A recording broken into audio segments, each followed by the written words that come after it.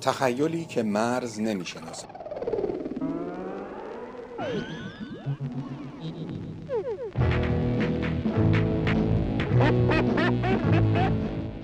فرض کنید که اسکاندیناوی رو میکشتن، بعد شبیه یک اژدها در میومد. دنیایی که در آن نقشه جغرافیا جان میگیرد. گورخری که میرقصد و دیوی که بشکن میزند. در ذهن من یک دیو یه شکل داره، در ذهن شما یه شکل دیگه ای داره. 7 دهه زیستن در دنیای شیرین کودکانه و خلق کردن نقش‌هایی که نسل‌های پیاپی با آن زیستند. دنیای کودکانه رو حفظ کردن، آیا این باعث میشه که شما کودکانه به دنیا نگاه کنید، یا اینکه بعدها یاد میگیرید که کودکی چیه و کودکی رو میشناسین؟ این داستان جان گرفتن تصاویر بیجان است در ایران و مردی که به این تصاویر جان بخشید.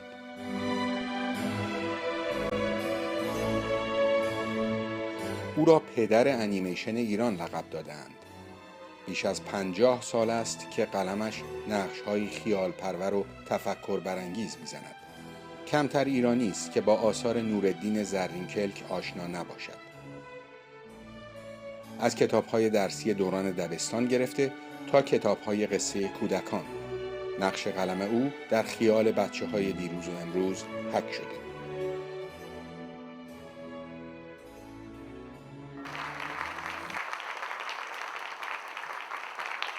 هنرمندی با سبکی منحصر به فرد و آوازه‌ای جهانی. هنرمندی که فیلم‌های انیمیشن و دیگر آثارش جوایز بین‌المللی زیادی برده.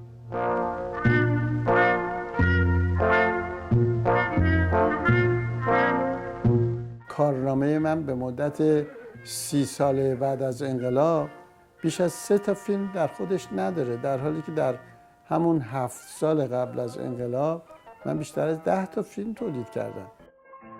زرینکلک در سال 1316 در مشهد به دنیا آمد و به دلیل شغل پدرش کودکی او در شهرهای مختلف ایران سپری شد.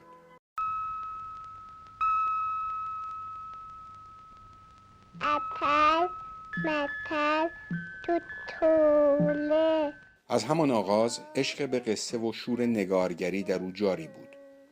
شوری که بعدها در آثار معروفش هم بازتاب یافت. از جمله در فیلم اتل متل که مصالح آن را تماماً نقاشی‌های واقعی کودکان تشکیل می‌دهد.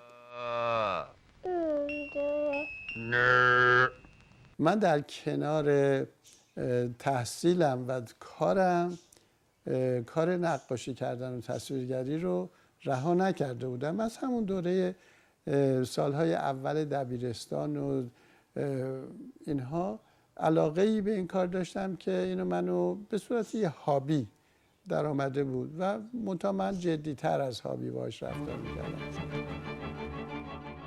دی‌ماه 1344 شاهد رخدادی بزرگ در عرصه فرهنگ و هنر ایران بود.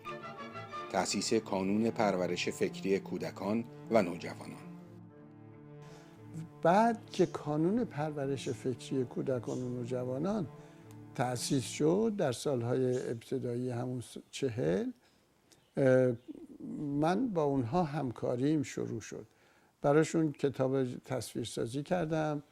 بعد هم دعوت شدم که اصولاً برم به مثلا آموزش انیمیشن ببینم که به بلژیک رفتم و بعد هم تولید فیلم انیمیشن رو از اونجا ما شروع کردیم در کانون پرورش فکری کودکان.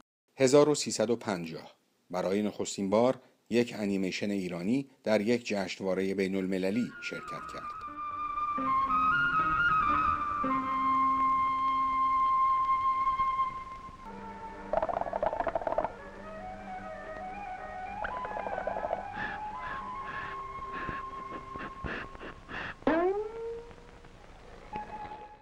فیلم پایان سال اول یا دومم بود که فرستاده بودم برای فستیوال و نمایش دادم.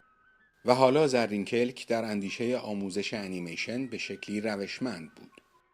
فیلم امیر حمزه رو به کانون پیشنهاد کردم، کانون موافقت کرد و من شروع کردم به پری پروداکشن یا پیش تولید این فیلم. از همون جا بود که ایده مدرسه انیمیشن پیدا شد و کانون هم دنبالش رو گرفت. حتی به خود من مأموریت داد که این مدرسه رو بسازم.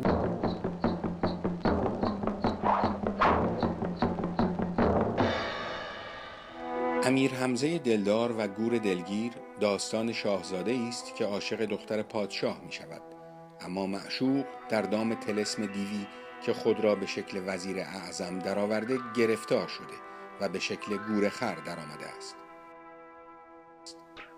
این فیلم برنده دیپلم افتخار جشنواره بین المللی جیفونی ایتالیا شد.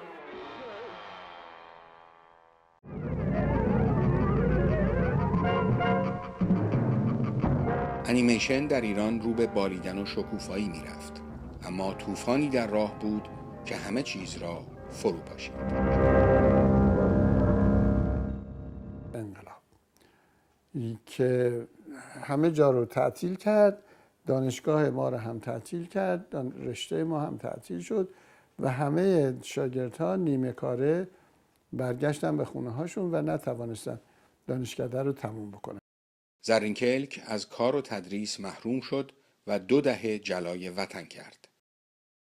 از سفر آمریکا برگشتم به ایران. در حقیقت بعد از اینکه اون سالهای 80 و 90 رو در آمریکا گذراندم برای ساختن فیلم سندباد، به ایران برگشتم و تا شروع زندگی مجدد ایرانی خودم یک شکاف وجود داشت. اون شکاف به وسیله نقاشی کردن ها پر شد.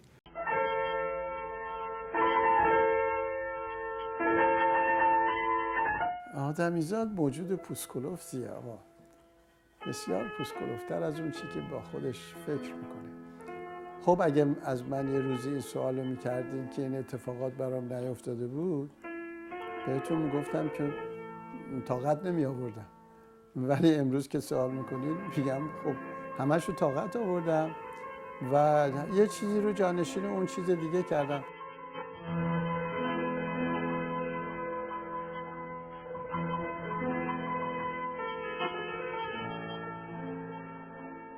نورالدین زرینکلک، پدر انیمیشن ایران، پدری نگران برای آینده فرزندش.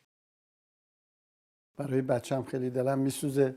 اصلا بچه خوب بزرگ نشده، بسیار ناقص و کج و کوله بزرگ شده و اون فرزند برومندی که باید انتظارشو بکشیم در این موجود ضعیف و